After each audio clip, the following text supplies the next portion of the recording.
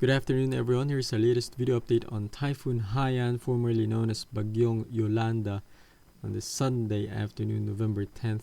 Continue to watch Typhoon Haiyan as it moves near the island of Hainan on its way towards northern Vietnam. You can see it was last located approximately 200 kilometers southwest of the city of Haikou, and the island of Hainan, or about 400 kilometers southeast of Hanoi in Vietnam. Maximum sustained winds have decreased even further to 150 kilometers per hour and gusts of up to 185 kilometers per hour, making Haiyan a high-end Category 1 typhoon. It is currently moving northwestward at 30 kilometers per hour. Now, looking at the latest visible satellite image of this system, continue to push northwestward into the Gulf of Tonkin, but you can see also that massive central dense overcast, almost half of it covering the island of Hainan. The eye actually brushed the southwestern coast earlier today, moving near the city of Sanya, a city where winds of up to 140 kilometers per hour were recorded, bringing definitely some damages along the coast there, and also heavy rains, 250 millimeters already being recorded in parts of Hainan this afternoon. You can see another 50 to 100 millimeters, which could definitely increase the chances of landslides and flash floods in many areas. Bands of light to moderate rains already being reported across the Guangdong province and even spreading into Guangxi, as seen on this radar image from the China Meteorological Organization. You can also see again Hainan Island continues to be affected by bands of light to moderate and even pockets of heavy rain, as that eye continues to push near the island and moving again towards northern Vietnam. You can see in this latest enhanced infrared still very cold cloud tops despite the weakening.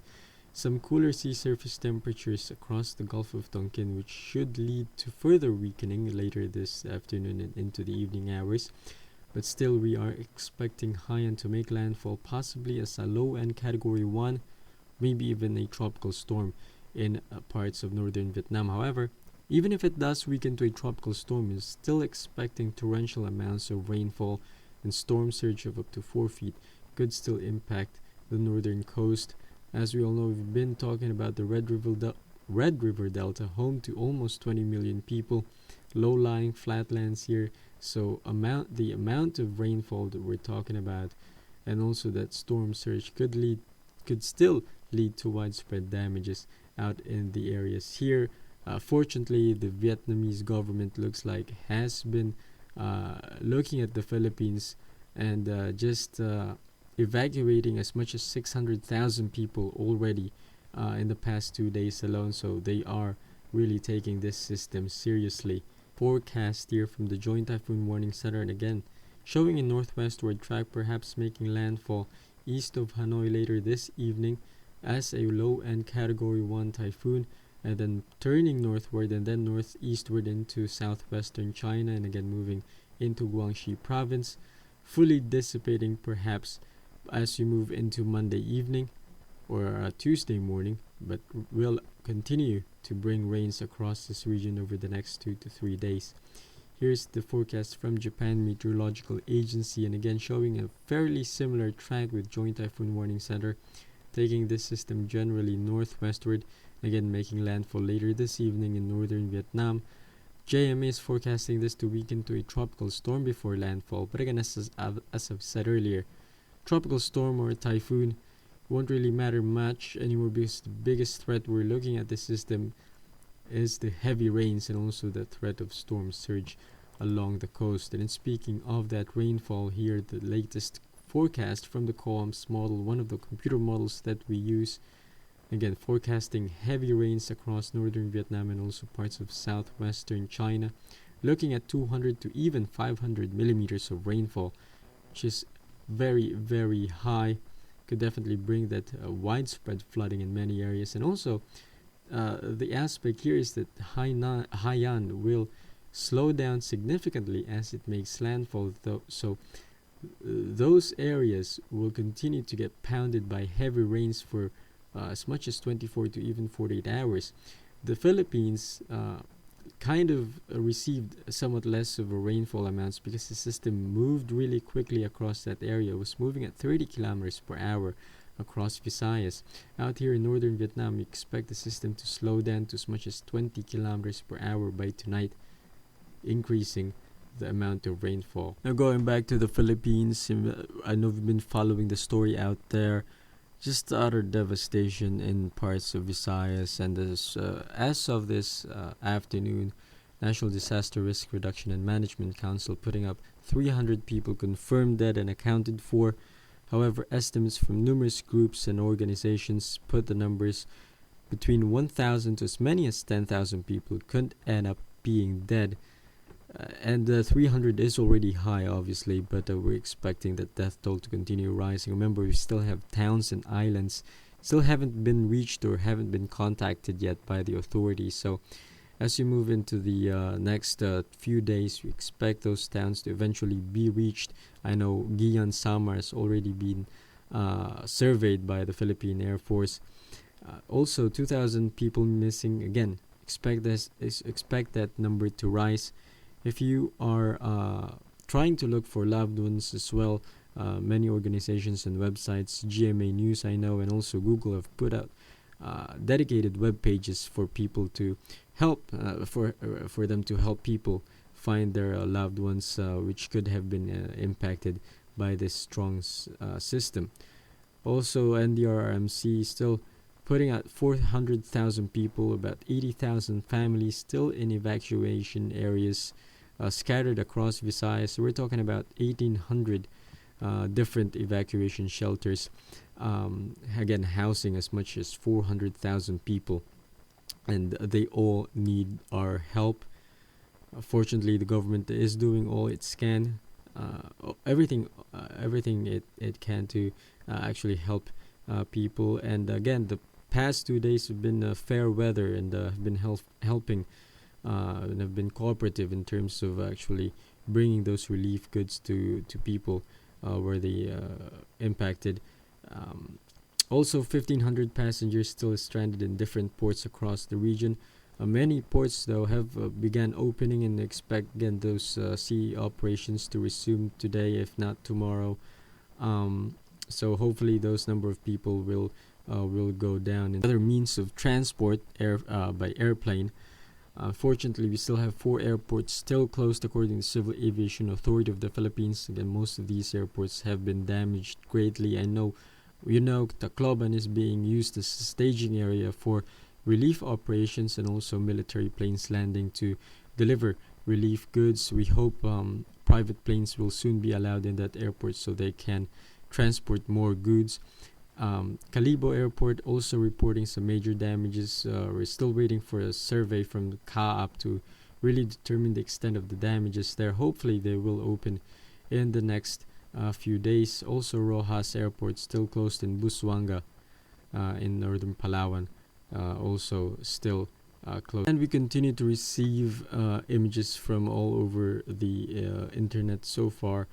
Again, continue to paint similar pictures of destruction. This is from Dr. Raul Banias, which is the provincial administrator of Iloilo. Again, taking an aerial survey of the province yesterday.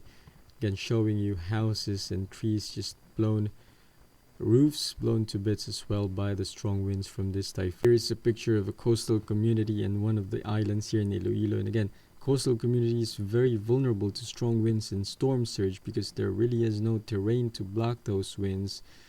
And they are pretty much in line with sea level, so storm surge, strong winds, and light materials of houses, just really bad combination. You can also see some trees blown by the strong winds. And first images from Guiuan's Eastern Samar, which is the town where Yolanda made landfall on Friday, and just heartbreaking to see these images.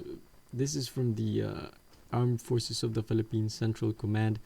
They took a surveillance plane earlier this morning and is reporting almost 100% structure, 100% of structures in Eastern Samar in Guiuan just destroyed or at least sustained damages, especially along the coast. Again, those houses made of light materials, helpless from the strong winds. Some concrete houses are standing, but they too have sustained damage from this picture. Here's another picture showing again just grim scenes all across the town of Guiuan. We haven't heard any reports though from the officials of Guiuan yet. In fact, this plane from the Armed Forces of the Philippines is one of the first outsiders, so to speak, to actually reach that town. There is an airport in Guiuan, so hopefully they can start sending in relief goods and teams to really assess the damage in this town. Now, thankfully, this picture shows people strolling around town. So there are survivors, but again, we haven't really received any concrete numbers regarding death toll or people that are accounted for. Remember, there are at least 40,000 people last time I checked living in this town of Eastern Samar. And this is a picture of Pagasa's synoptic weather radar weather station in Guiuan. They actually just installed a weather station earlier this year, about 300 million peso, I believe. And again, there used to be a radar dome here which scans the sky for the amount of rainfall. Looks like it has been totally destroyed by the strong winds. So again, just unfortunate and again heartbreaking to see those images from Eastern Samar. Guiuan is just one of the small towns across Leyte and Samar that have been impacted greatly by Yolanda. Hopefully more and more news will come out of these areas, and hopefully the government can start sending relief goods to these places in the next 24 to 48 hours, because again, we've started seeing and receiving reports of looting, and which is understandable because people can really get desperate in times of crisis, and just help really is needed by the people here. And looking at the Western Pacific in general, again, you can see here Hainan moving towards northern Vietnam, but I just want to bring your attention down here in Western Pacific near the equator. Again, I've mentioned this yesterday, and we really don't want to induce panic.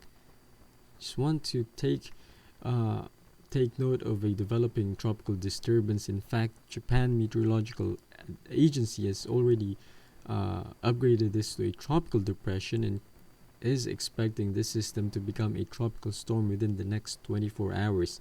This is Invest 90W, still 1,000 kilometers east of Mindanao so far, also in early stages of development. Still no sign of really strong intensification. However, this system could become a tropical cyclone. In fact, computer models are forecasting high chance of development. You can see here 60 to 70% chance of becoming a tropical cyclone in the next 48 hours. And forecast from the computer models, again, painting a grim scenario. Now, we're not expecting a super typhoon. We're not expecting the system to really intensify and reach the strength that Haiyan did. However, even if it just becomes a tropical storm, it will be bringing rainfall in the same areas that Haiyan has hit, in the past few days. So for right now and into Monday, we're expecting good weather across Visayas, but by Tuesday and into Wednesday, we will start seeing some rain bands from the system as it approaches from the east. We're expecting northern Mindanao and parts of central Visayas and eastern Visayas to unfortunately get another round of stormy weather. Not strong winds, a storm surge should not be a main concern. However, again, that heavy rainfall, that amounts of rainfall or forecast, computer models are showing as much as 100 to 200 millimeters so far of rainfall could fall across central Philippines in the coming days. So really not going to be helpful for relief operations out in this region. We can only hope that the computer models are wrong, but again, looking at the satellite image, it looks like this cloud's cluster of thunderstorms will develop into a cyclone in the next 2 days. And this wraps up our video update for this afternoon. Again, we will continue to keep you guys posted on the relief operations in the Philippines. If you want to donate, we have posted a link to the Philippine Red Cross on our webpage, westernpacificweather.com. You can also share your images or videos on our website and also on our YouTube page and our Facebook page. So please click those links below. And again, we will keep you updated on this developing tropical disturbance that could impact the Philippines, as well as Haiyan, which will make landfall in northern Vietnam later this evening. Stay safe, everyone.